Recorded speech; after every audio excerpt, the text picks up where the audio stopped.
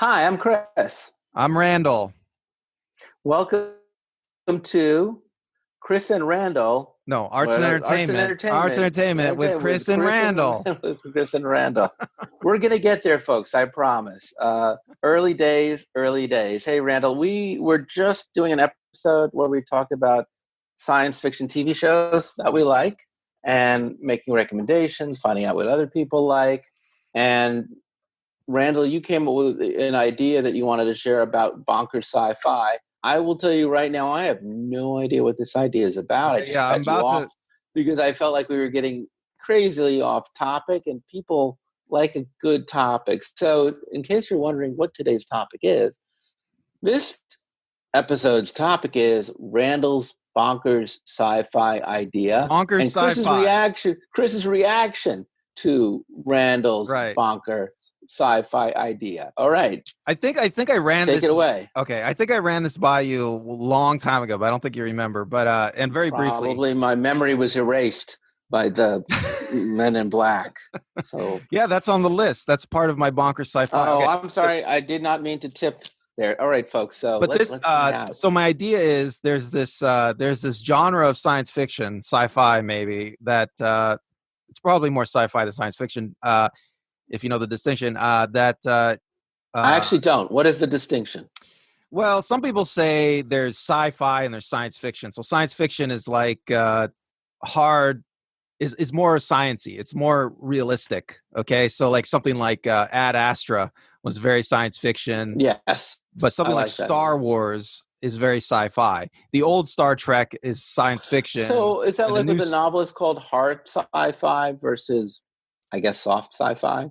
Yeah, I mean, they used to say hard science fiction, soft science fiction, but like now I think a lot of times people say science fiction versus sci-fi. I mean, I don't know. People have been making that distinction for a while. But yeah, I have a new genre that it's probably more fits into the soft sci-fi, science fiction, sci-fi, soft science fiction area. I call it Bonkers Sci-Fi. Okay. Bonkers Sci-Fi. This is the third version. The new genre. Okay. So, God, I have a list of titles. This is a long list. I think I want to just read them all. Well, I don't know. Should I read them all? I don't know. But so the idea behind Bonkers. So when I was a kid, I liked the Hitchhiker's Guide to the Galaxy. Right? Did you read that as a kid? So I love. Yeah, I did. It was based on a BBC radio series, also by the same author. That is, oh God, remind me, what's the name of the author again? Douglas Adams. Thank you. Also wrote a little bit for Doctor Who. Oh, really? I didn't know that. Yeah. Oh, okay. Well, yeah, the British. Well, he wrote an episode that was never made for Doctor Who. I think that was what happened. Anyway, continue on. Yeah, the British, they're really good at this genre. This genre I'm about to reveal. So, Bonkers Sci-Fi. So Hitchhiker's Guide to the Galaxy is probably like the seminal example of Bonkers Sci-Fi. It's probably the best like archetype of it, one of the originals. The idea is that there's comedy in Bonkers Sci-Fi. Okay, there's comedy, and the comedy comes out of the technology usually. So like if you read the Hitchhiker's Guide to the Galaxy, there's all this funny technology in the story. You know what I'm talking about? Like one thing I can think of is the Babel fish. It's this like fish that comes from some weird planet, and you stick it in your ear, and it lives in your ear forever, and it translates every language into your language for you. It's like some weird. Okay, so that's more like bio science fiction, but you get my point, right? It's like funny technology. The technology is the source of the humor, right? Yeah, so I'm gonna go down a list and read you some. And most Bonkers Sci-Fi has a certain tone. You know, it's like a comedic, not so serious tone that just makes it fun. You know, and it's very much not like the philosophical science fiction of like an old Star Trek. You know, it's more like Hitchhiker's Guide to the Galaxy, and well, I'll tell you some other titles, okay, just to give you some more examples of what I think fits in this genre. So Hitchhiker's Guide to the Galaxy, Thor Ragnarok, Guardians of the Galaxy, Heavy Metal, Fifth Element. I don't know. Oh, Alan Dean Foster. I don't know if it's an author. Chess with the Dragon. I don't know if you read that. Spaceballs. No. Spaceballs, right? Dune, which is the Dune, which is a book. That's the National Lampoon of Dune. Doon. Dr. and Quinch. Oh, that's one of my favorites. Right? Alan Moore wrote that, a comic book. Let's see. I'll read some. Gremlins and Critters and Galaxy Quest. Galaxy Quest, the movie, right? Very much, yeah. The Star Trek Trouble with Tribbles episode. Deadpool. Short Circuit. Electric Dreams. Weird Science. Greatest American Hero. Land of the Lost. Okay, that's Mork and Mindy. My Favorite Martian. Let's see. Kiss Meets the Phantom of the Park. Okay, that's the Kiss movie. Far Out Space Nuts. The Far Out Space Nuts. Back to the Future. Back to the Future. That's a real good example. I see where you're going with this. I mean, I would say a precursor to all of this would have been, say, Barbarella, which was based on a French comic book from the 1960s by a guy named, I'm looking it up right now as we speak because I'm such an old man every time I do this. By Jean-Claude Forest, which was made into a film with Jane Fonda. That's a very out there. I think the 60s is really where you get bonkers sci-fi. Even before you get to the 70s, I don't know to what follow your term. Yeah, I don't know what. Have you seen Barbarella? Yes, I have seen the movie Barbarella. That's pretty bonkers. It is very much in the same genre. I think it's on my list somewhere. Yeah, for sure. And that I think the 60s is the beginning of what you're saying, the out there.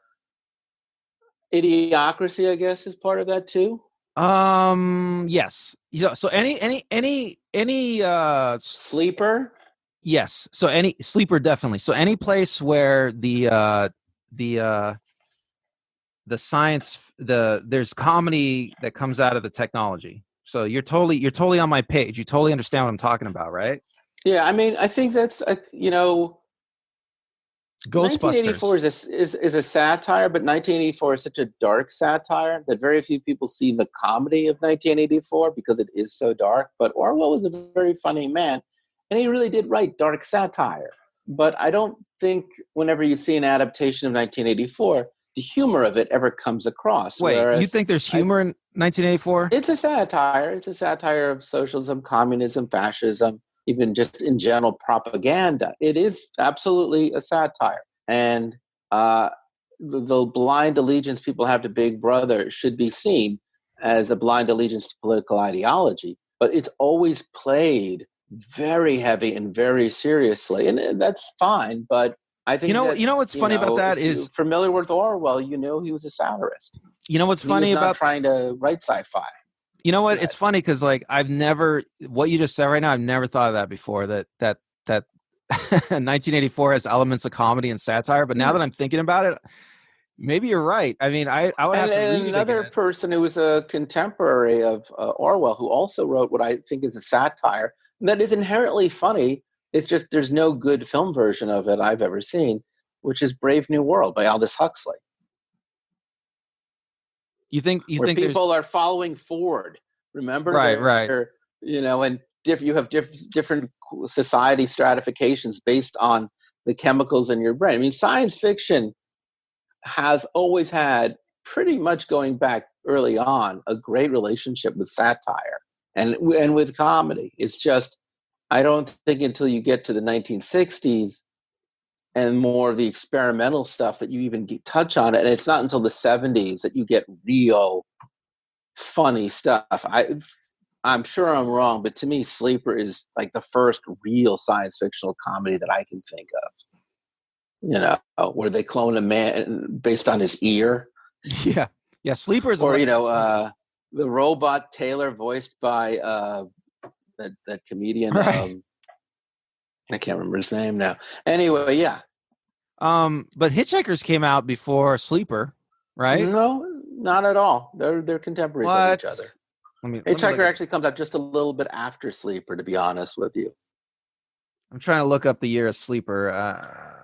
It's like 1973, 1974. Hitchhiker would be after Star Wars, so that puts it in 1973. Yeah, but when did Hitchhikers come out?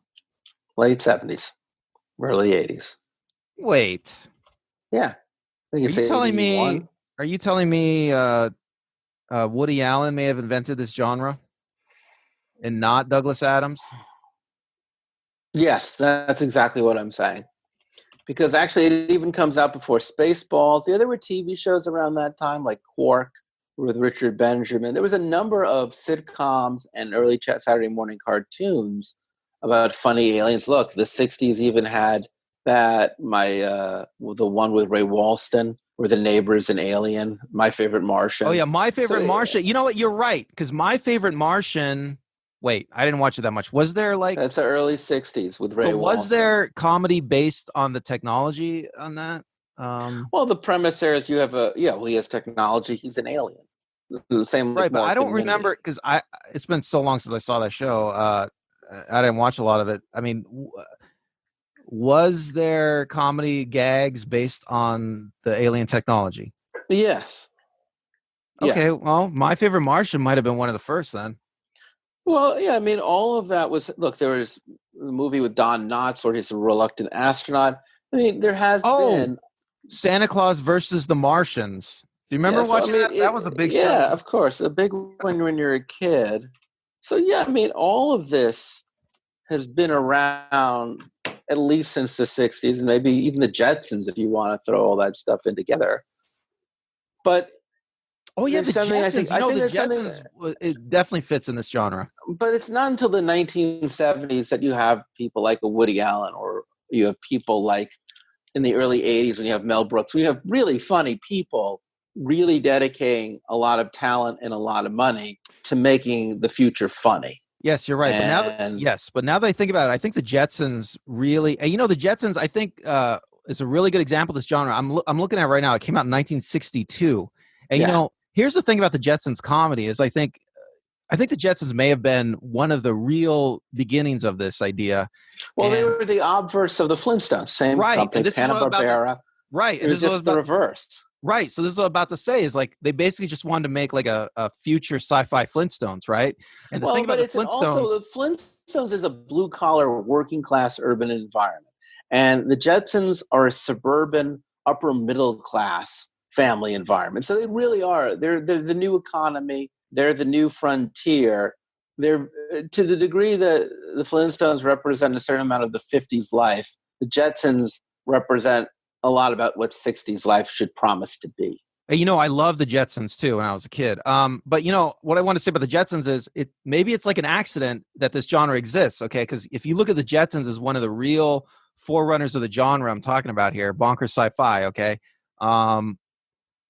They're just copying the Flintstones. And in the Flintstones, there's a lot of gags based on the fact that they have the same modern conveniences we have. The Flintstones do, except that they have animals and rocks do it, right? Yeah. Like Fred Flintstones has a toaster, but he has like this little tiny fire-breathing dragon inside the toaster to toast the toast, right? And that's a gag in the Flintstones. But then when you bring it ahead to the Jetsons, it's like, well, how do we make the technology funny again? And they do the same thing in the Jetsons. They have a robot maid that works like crap.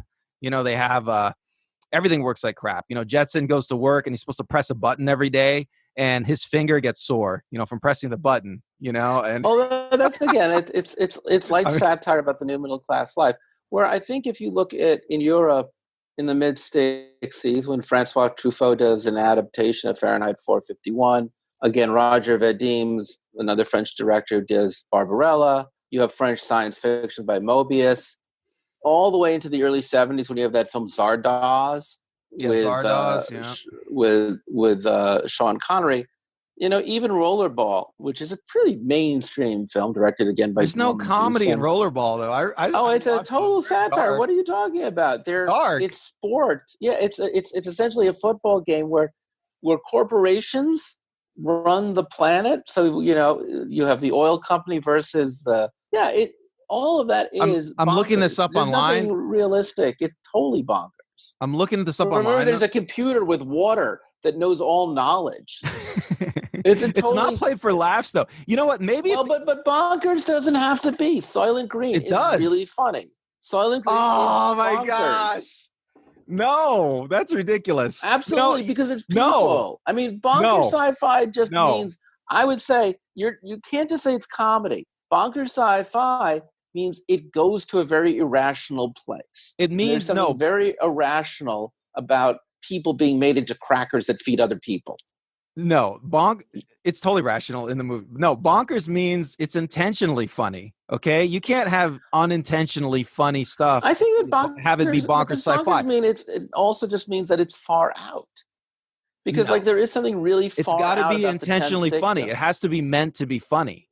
Okay, but it's funny in a dark way. It's funny in a dark way. A lot of but Soylent Green is not meant to be funny. Soylent Green. Let me tell you, Charlton Heston. You should read about this. It's really. Do you know about this? Right. Charlton Heston. He was one of these.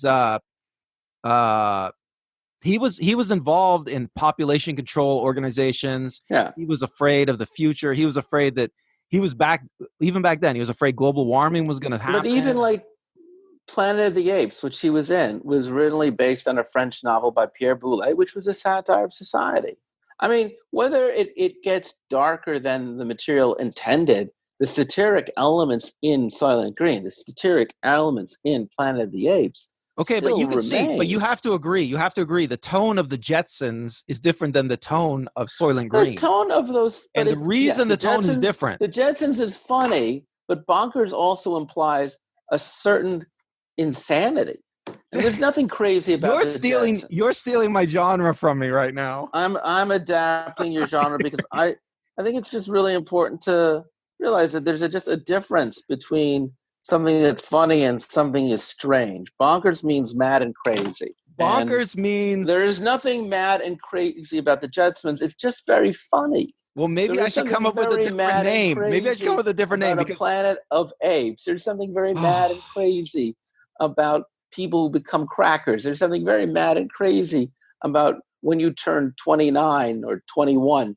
your life gem goes, and there's something very bonkers about Logan's Run.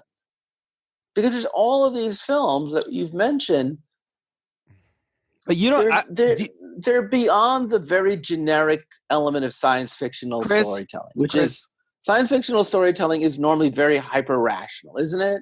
We're a spaceship. We're going to the star system because the government wants to study an alien life form. You know what the least bonkers thing you could be is you could take place 100 years in the future with a space team that has to go and find out what's happening on a mysterious planet. That's trope. I will say that most bonkers sci-fi titles do have an element where they admit that human behavior is irrational. Yes, and that's non-bonkers sci-fi. They tend to assume that human behavior is completely rational. Yes, and I mean it's weird because, for example, I love Total Recall. I think it's a great movie. Man, is that on my list? Is that bonkers? Let me see if I put it on my list. Is that bonkers? I would not put that on the list because the comedy does not come out of the technology. That's my only criteria. Right. The comedy it's intentional and it comes out of the technology. RoboCop, I think I did put it on my list. I'm not sure because there are gags in RoboCop with the robots. Fair enough. That would definitely. I'm just gonna 2001: A Space Odyssey. No, that would not.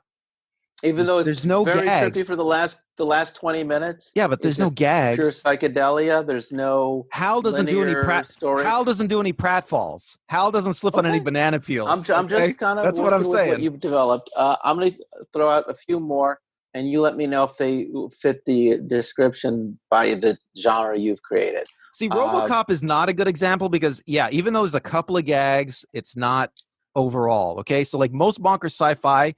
There's all throughout the whole thing. There's gags based on the technology. The tone of bonkers sci-fi is usually overall comedy. It's usually light, and like you said, usually human behavior is assumed to be irrational at times. And I think that's just I'm not exactly sure why that is. Just because the tone allows it, I think. But yes, Futurama is a good example. Futurama is that bonkers. Yes, I would say definitely. I mean, Futurama is like a modern version of the Jetsons, almost in the way that it makes fun of technology. But yeah, go ahead. So, bonkers sci-fi is that just? So, is the Orville bonkers sci-fi? Yes, I would definitely put the Orville on the list because there are gags about technology, and yes. So most Bonkers Sci-Fi is really science fiction comedy. It's very simple. It's a joke based on technology.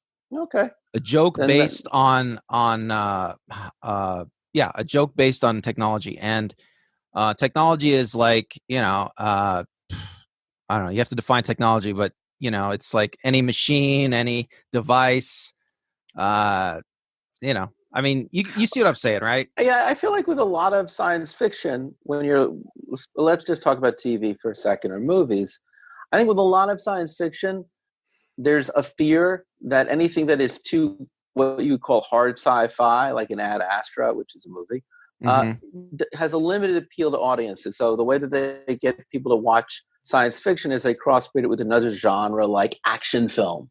I think a lot of science fiction movies are just action films with science fictional trappings, or they're thrillers or mystery films with science fictional trappings. But I don't think what you're saying here is that the Bonkers science fiction film is just a comedy with science fictional trappings. I think what you're saying is the Bonkers science fiction show is a true science fictional genre that just by good fortune happens to be funny, not because they need to make something that's appealingly funny, but because there's just something about science fiction that lends itself to comedy. Yeah, maybe. I mean, because the way I came up with this genre is a long time ago, I realized I liked these things that have this certain tone, like Hitchhiker's Guide to the Galaxy was the first example really in my head. But I guess the Jetsons I even watched before Hitchhikers. I mean, Jetsons is an example. Just to borrow from the world of books, though they have been adapted into a miniseries, have you ever read any of the Terry Pratchett Discworlds? It's funny because, I haven't read them, but Annette, I had this discussion with my girlfriend Annette, and she has read them, but she has claimed to me that Discworld does not count because Pratchett does not use technology to base jokes on. All right, so even though it's a comedy, even though it's science fiction and a comedy. Yeah, I mean, has that been bad? I mean, like, did you ever see Good Omens? Which one? Which was Neil Gaiman and Terry Pratchett. It's on Amazon with the guy who played Doctor Who, David Tennant, and the guy from The Queen, whose name eludes me. What's it called? It's between Good Omens. I don't think I've seen it. Oh, you should watch it. I'll have to watch it. Do you think that fits in? It's Neil Gaiman and Terry Pratchett. Well, I probably not, because it's about an angel and an archangel trying to stop Armageddon. But I would argue I have seen that. Yeah, I think you have. I think we talked about this last year when it came out. It's worth watching, folks. It's very entertaining. And I would certainly say that Neil Gaiman is certainly a writer of bonkers things. I don't know if any of his work, like American Gods or Good Omens, fits into science fiction, or maybe they're more fantasy. But bonkers fantasy certainly is a neighbor to bonkers science fiction. I don't know why. I guess there's a distinction. I guess this genre is important because there really is a distinction. Okay, here's the distinction: is in traditional science fiction and in non-bonkers sci-fi stories, okay, and almost all of the stories, technology works. Okay? Right. You have a gun, you pull the trigger, it fires, you kill the bad guy, right? That's how most technology works. Nobody says there's a lot of very serious science fiction where technology fails, but it's hardly bonkers. Right, but the technology fails, but usually it becomes a plot point. Somebody fixes it. The robot is now out of control. Right, or the spaceship is off course. Right, and then somebody fixes it, and it becomes a plot point. It becomes part of the story. It's important. Here's the difference. It's important that something's malfunctioned. Okay, in bonkers sci-fi, technology malfunctions all the time. It's works. A surprise if it works. It's a surprise if it works. It works. It's always bonkers sci-fi is almost a satire of technology itself. That's a very good point. I mean, that's the interesting thing about bonkers sci-fi. It's like, in that sense, I think maybe bonkers sci-fi. I think science fiction shows sometimes the world that we either fear will occur, where everybody's like a robot, or the world we aspire to, where robots do everything for us. Whereas I think in bonkers sci-fi, the effectiveness of the way the world works, even with advanced technology, is as craptacular as it works today. Right. So we know, like, I have a TV right now, and if I told my TV to go and turn on Netflix, it could theoretically do that, and it could even pick the next and say, give me Star Trek. But it could just as easily turn on, the Weather Channel. And though I wanted Star Trek, I'm now getting, the Star Jones report. I mean, that's the thing. No, like, the promise of technology never works in our own world. And I think maybe that's what we're seeing in the satire Bonkers Sci-Fi, is a reaffirmation that no matter how much time passes in history, no matter how far flung human beings travel, no matter what amazing inventions we will make, we will still suck.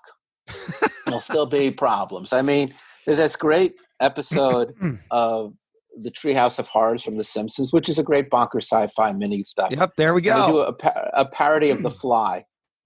Right. And Homer has a teleporter. And Homer uses this teleporter. He has 2 teleporters, and all he uses it for is to get to the bathroom and get back to his seat by the TV set, so that he can watch the game, go as quickly as possible to the bathroom, and then go right back down. And that is quintessentially bonkers. That's right? totally Bonkers Sci-Fi. Because that's exactly what we would do, right? The teleporter works, but he's using it for something dumb. Yeah. In the Orville, the Worf-like character whose name I'm just drawing a blank on, he uses the 3D simulation room for porn. That's what human beings would do. That was great. That was great. It's porn. I mean, right. You totally understand what I'm talking about, right? And that's really where Bonkers Sci-Fi basically undercuts the central premise of science fiction, that somehow humanity can escape its essential nature, that somehow things will always, as you say, will always work either very well or very horribly, but never very zigzaggy. And right. In reality, it's always so zigzaggy. And it is a growing genre. I think it still loses a lot of people, because I think a lot of people don't know how to laugh with science fiction. Outside of, like, they're the Coneheads, they're a wacky alien, or he's a robot who always got a funny one-liner to say. But short of those very simple things, I think that, they say, what, satire is what closes on a Saturday. It's still a challenge, The Orville has its struggle in a way that The Man in the High Castle never did. Well, I think you just totally nailed it. And, I don't know why I love the genre so much. I guess I've loved it since the Jetsons, I guess. I mean, I just enjoy watching it. Every time something comes out and it's got the right tone, like when Thor Ragnarok came out and I'm watching it. Yeah. Thor Ragnarok is totally, I think, a Bonkers Sci-Fi, and nothing else in the MCU is Bonkers Sci-Fi. Oh, I disagree. I think Guardians of the Galaxy is also Bonkers Sci-Fi. Oh, yeah. I'm sorry. Yeah. Guardians of the Galaxy is also Bonkers Sci-Fi. But I think those two are. And, Taika Waititi is a bonkers filmmaker. Whether it's What We Do in the Shadows or Hunt for the Wilder People, or even his latest film, Joe Dancer. His genre is just bonkers. That is just the palette in which he paints. And comic books that are set in space, oh man, they just lend themselves to the bonkers life. And maybe, weirdly enough, though the Thor series can be quite bonkers if you read it in the 1980s under Louise and Walt Simpson. They had a great amount of bonkers storylines. And I didn't read Guardians of the Galaxy also has had some pretty bonkers. The source material is bonkers. And again, Barbarella comes from comic books.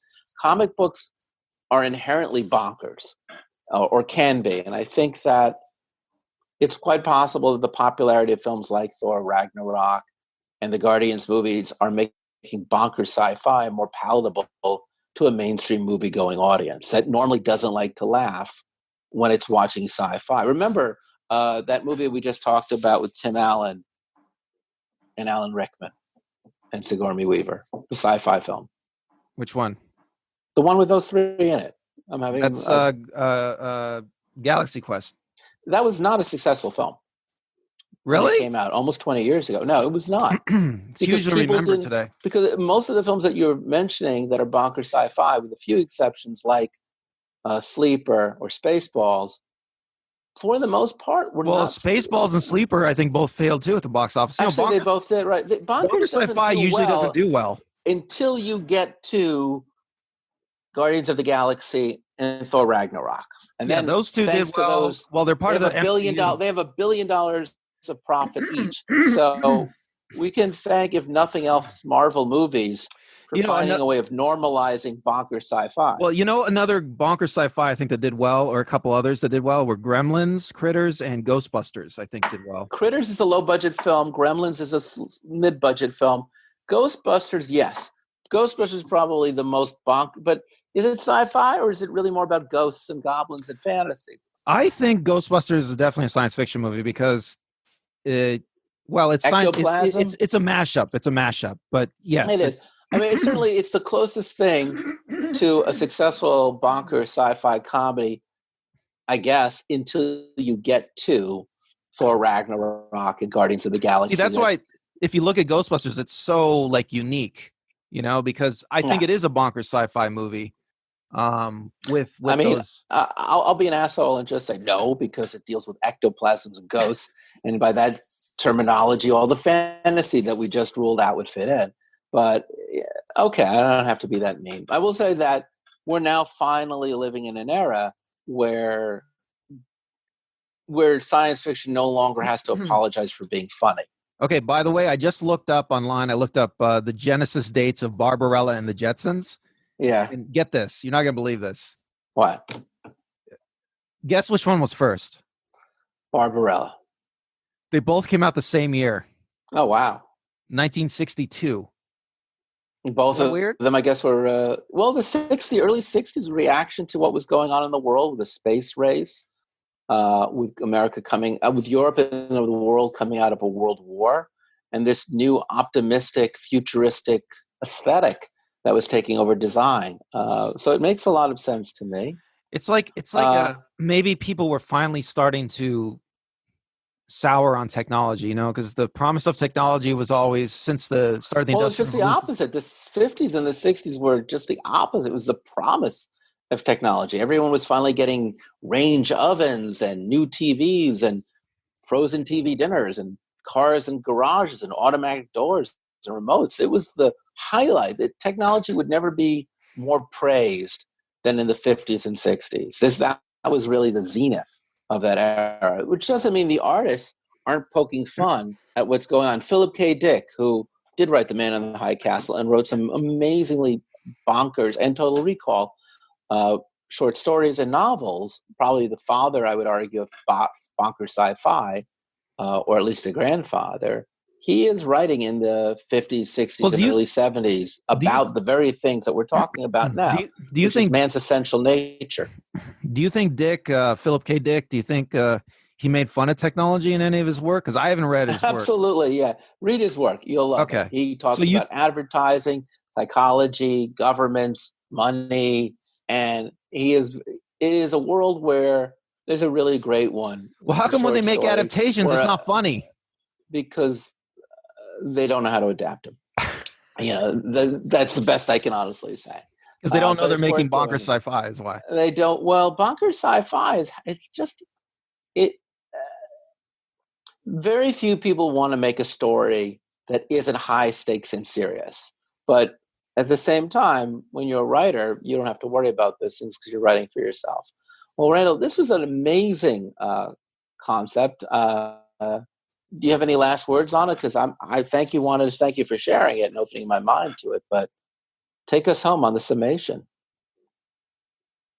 I don't know if I have much. I will put my list. I've made a list over the years of everything I think is Bonkers Sci-Fi. I'll put it up, and people can talk about it or whatever. And maybe if you don't see something on that list, you can put it up. Yeah, add it. Watching this, add it yourself, or if you disagree that something isn't, or why you think something should be included. Let's get this discussion rolling. I will just say a couple things. I guess I'll just repeat a couple things. I just really enjoy Bonkers Sci-Fi. The tone has to be right.